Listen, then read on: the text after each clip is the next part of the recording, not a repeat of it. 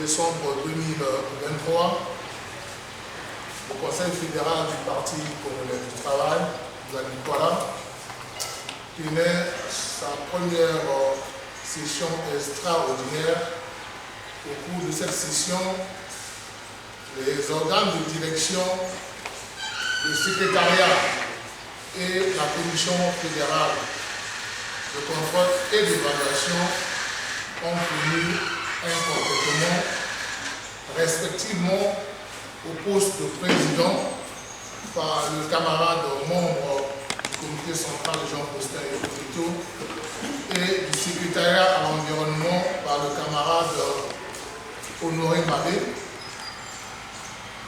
et la première membre à la commission fédérale de contrôle et d'évaluation, la camarade Micheline Maketa. Le 27 février 2024, la passation des services a eu lieu entre le camarade Jean-Serge Kété, secrétaire à l'organisation et la mobilisation, assurant l'intérim du président Brice Basile Moussa, nommé sous-préfet des Pénales, et le camarade Jean Postin, plutôt président élu.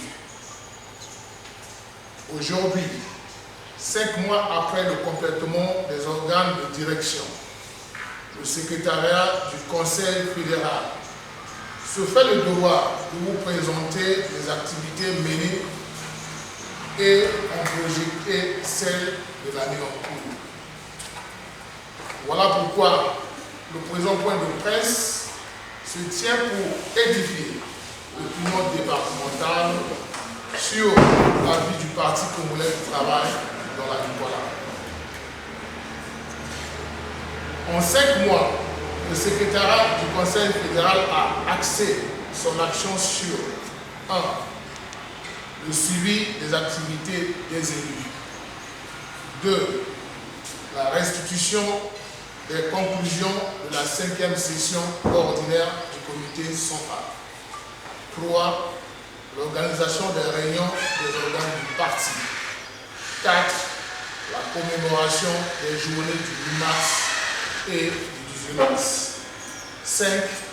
La tenue de la 2e session ordinaire du Conseil fédéral. 6. Le recouvrement des cotisations statutaires et extra-statutaires. 7. L'animation des plateformes sur les réseaux sociaux. Nous allons focaliser notre point de presse sur le point 5, à savoir la tenue de la 2e session ordinaire du Conseil fédéral, qui a été un haut moment qui a permis au Conseil fédéral de se doter des documents de travail et d'expression, lesquels vont orienter notre action en cette année 2024, à savoir le programme d'activité 2024, l'esquisse de budget 2024, le rapport de la Commission fédérale de contrôle et d'évaluation.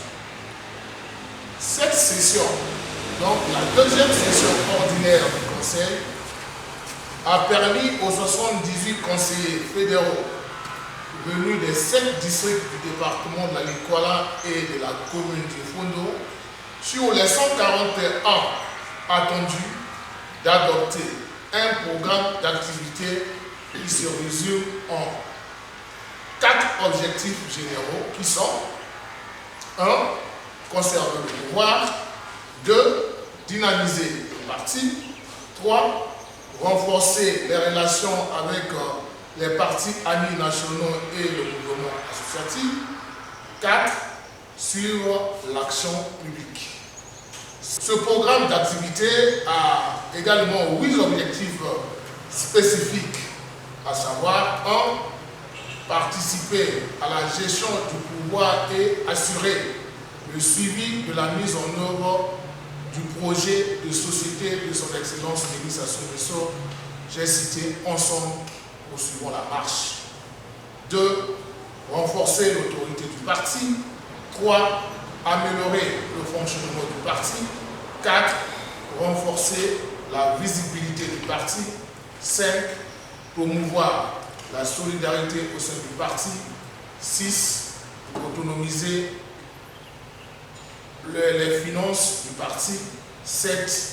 Renforcer les relations avec les partis amis nationaux. Et enfin 8. Renforcer les relations avec le mouvement associatif. Notre programme d'activité englobe 38 activités dont le plus grand nombre est contenu dans l'objectif spécifique numéro 3, à savoir l'amélioration du fonctionnement du parti. Nous pouvons dire que les activités les plus saillantes sont donc le complètement des organes du parti au niveau intermédiaire et de base, le suivi des organes intermédiaires et de base, la campagne d'adhésion, l'actualisation du fichier des cadres du parti congolais du travail, les préparatifs du 6e congrès ordinaire du parti congolais du travail, pour ne citer que celle-ci.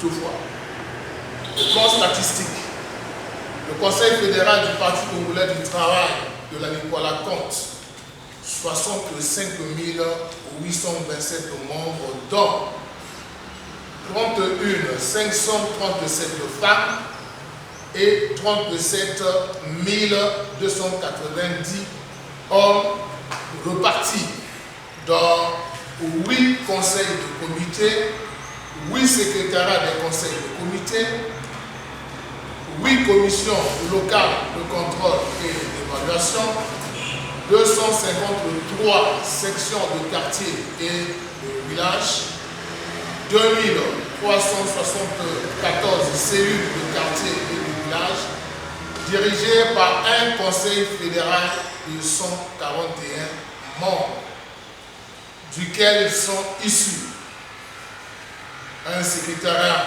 du conseil fédéral composé de 11 membres et une commission fédérale de contrôle et d'évaluation de 5 membres. Malgré la non-structuration des organes de la force montante congolaise et de l'organisation des femmes du Congo au niveau de notre département, les départements de la jeunesse et de la condition féminine s'étaient dotés des coordinations départementales, lesquelles ont mené des campagnes d'adhésion dont les résultats à ce jour sont les suivants. Pour l'organisation, pour la force montante congolaise, 1165 jeunes, dont 476 filles et 689 garçons. Pour l'organisation des femmes du Congo, 3133 femmes et 45 organisations féminines.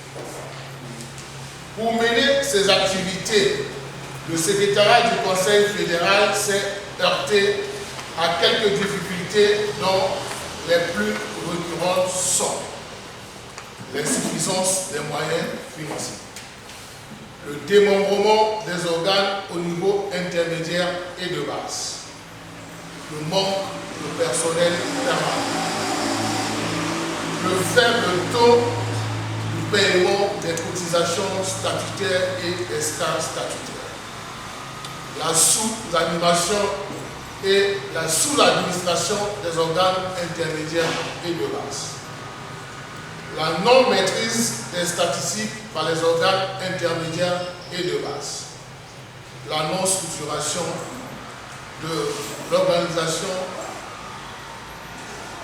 des femmes du Congo et la force montante congolaise. En dépit de ces difficultés énoncées, le secrétariat du Conseil fédéral du Parti congolais du travail s'efforce, tant soit peu, à coordonner l'action du parti dans le département de la Nicolas.